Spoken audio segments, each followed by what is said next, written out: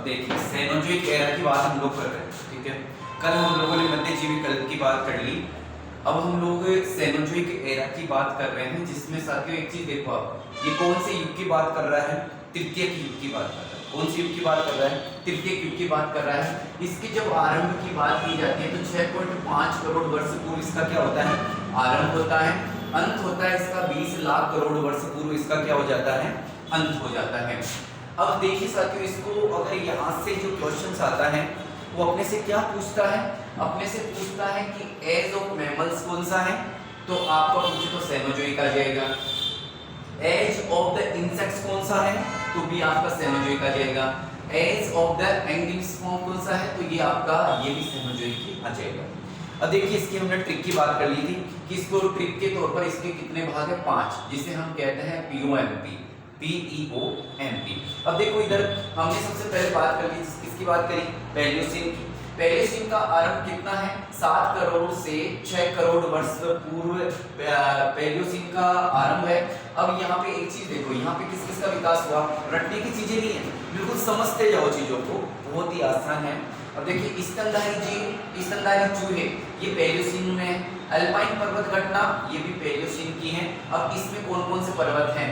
Rockies हैं, Andes हैं, Ural है, हिमालय है, डिमांडिंग रेंज ऑस्ट्रेलिया है, जैक्रोस उत्तरी ईरान की है।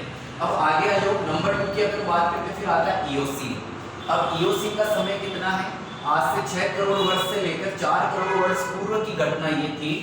यहाँ इसमें क्या होता है? जीवों का विकास हुआ। किसका विकास होता है? जीवों का। मुख्यतः पशु काल कहलाता है। बंदर, हाथी, घोड़ा, ऊंट ये यहाँ पर देखे गए। अब ये मेन चीज है जहां से क्वेश्चन पूछा गया था कि इयोसीन काल में हिंद वह अटलांटिक महासागर का विकास कौन से युग में हुआ? तो वो इयोसीन में हुआ था। कौन से में हुआ था? इयोसीन में हुआ था। आल्पस पर्वत का निर्माण हुआ यहाँ पे।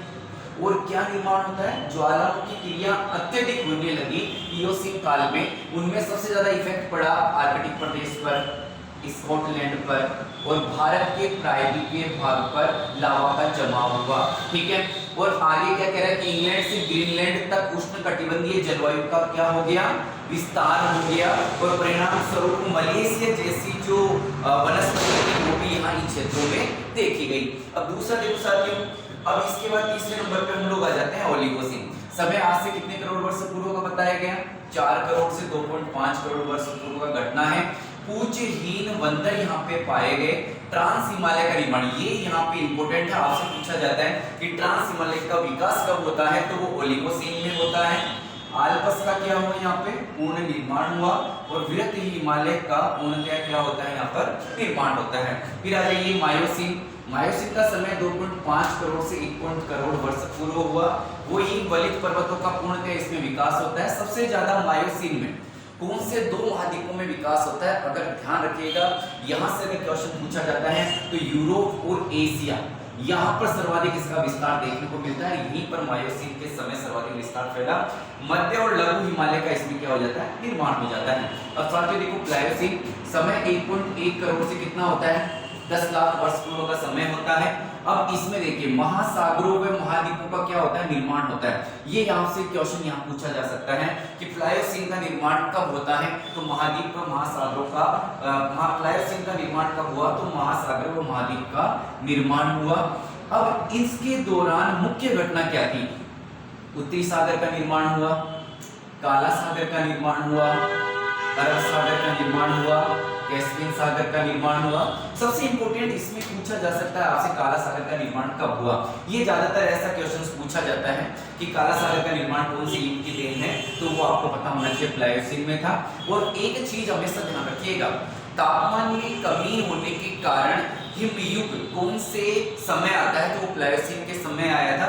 और हिमयुग कहाँ पर आया था? पहला तो हिमयुग आया था यूरोप में। यूरोप में जो हिमयुग आए उसे हमने क्या कहा था? गुंज कहा था, मिंडे, रिस और वुर्म। कितने भाग बताए थे? 4। अब देखिए, अब ऐसा ही कहां पे आया था? ऐसा ही हिमयुग आया था उत्तरी अमेरिका। कहां पर आया था? उत्तरी अमेरिका में आया था। लेकिन उत्तरी अमेरिका में कंटिन्यूअस नहीं आया, उसके बीच में एक उष्णकटिबंधीय काल भी आया था जिसे अवांतर हिमयुग के नाम से जाना जाता है। जैसे उत्तरी अमेरिका में देखिए, जैसे नेब्रास्का है, कंसान है, इलिनॉय है और विस्कॉन्सिन। ये 4 हिमयुग उत्तरी अमेरिका के हैं, लेकिन ये कंटिन्यू नहीं थे। अब नेब्रास्कन और कंसास दोनों के बीच में अपटोनियन आया था।